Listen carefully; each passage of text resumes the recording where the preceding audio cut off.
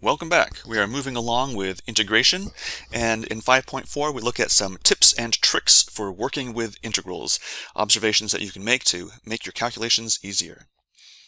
So the first observation is often we integrate with even or odd functions. Even functions, like this guy on the left, have symmetry across the y-axis. Odd functions, there's the picture on the right, we call that symmetry through the origin. Now, symbolically, even functions are things like x to the 4, x to the 6, x squared, so an even power of x, or cosine x. And if I add or subtract even functions, I get another even function. So if I have a definite integral where I'm integrating from negative a to positive a, say negative 3 to positive 3, well, by the symmetry of an even function, it's sort of the same area on both sides of the y-axis.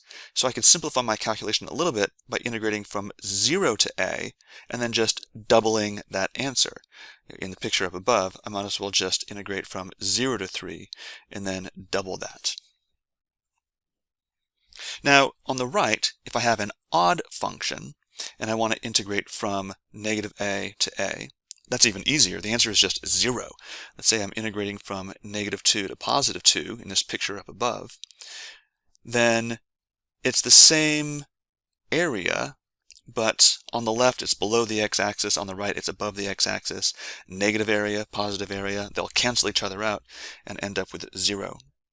And once again, odd functions generally look like x to an odd power or sine of x, and then adding or subtracting odd functions also gives us an odd function.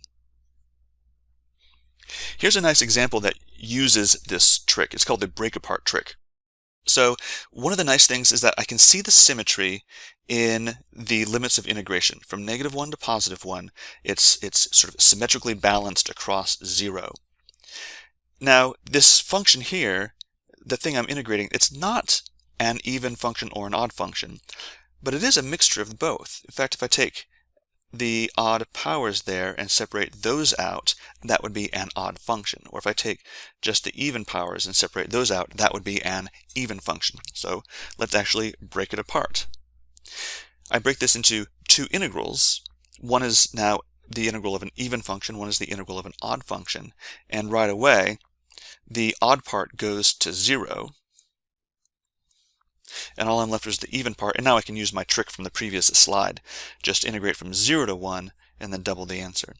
So I'll stop here. I won't actually solve the problem, but you can see how using this trick simplifies the problem quite a bit.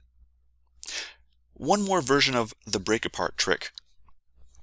In this example, my limits of integration are not symmetric across 0, but I am integrating a nice odd function. So is there some way I could simplify this problem? Well, maybe I could write it as the integral from negative 2 to positive 2 of x to the 5 dx plus the integral from 2 to 3 x to the 5 dx. And so this first part goes away to 0, and all I'm left with is the second one. It's not much of a simplification, but perhaps when I solve this problem out, sticking in a 2 will be a little bit easier than sticking in a negative 2.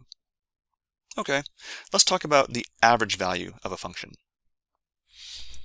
So take a look at this picture. Imagine that you have a fish tank, a tank of water, and on the left it's been sloshing all around, and you take a photo of it at one instant, and the water in some places is high, and in some places it's low, and it kind of wiggles up and down, and you're curious, what is the average height of that water? What is the average value of the height? Here's what you do. You let the water settle down, so that as you're looking at it from the side, it makes a nice rectangle. And the height of that rectangle, that is the average height of the water.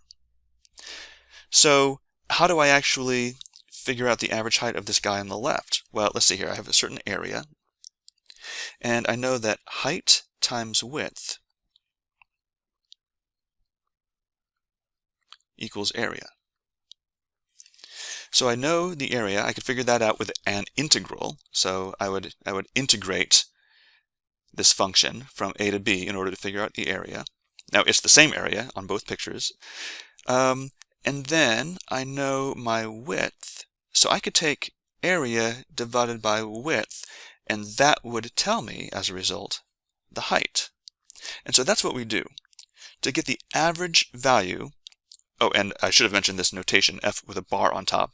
When you see a bar on top, that often means average.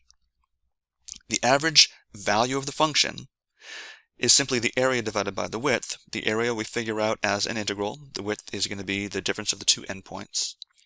And there's our expression for finding the average value of a function. Let me do an example. Example. Find the average value of f of x equals x to the fifth over the interval from 0 to 2. So take a look at the picture. This graph actually spends a lot of time really close to 0, so I expect the average value to be pretty low. And then it spends a little bit of time up high. Now at 2, it crosses right at a height of 32. So mostly it stays low, close to 0. And then for just a little while, it shoots up suddenly. So I would probably expect the average value of this function to be certainly less than 20. I mean, the function spends a lot more time under 20 than it does spend above 20. Let's find out what the actual average value is. So here's the formula for average value, 1 over 2. So I'm dividing by the width. And then I integrate from 0 to 2, x to the fifth for the area. So that's 1/2, and then here's the expression to evaluate. Do some simplifying, and the answer I get is 16/3, which is, I guess, 5 1/3. 5 1/3. So let's see here, that'd be about 10 there and about 5 there, so roughly a height of something like that. So there we go. We found the average height of this function over the interval from 0 to 2. All right, that's it. Try these tricks, complete the worksheet problems, and do your best on the online homework. Let me know if you have any questions.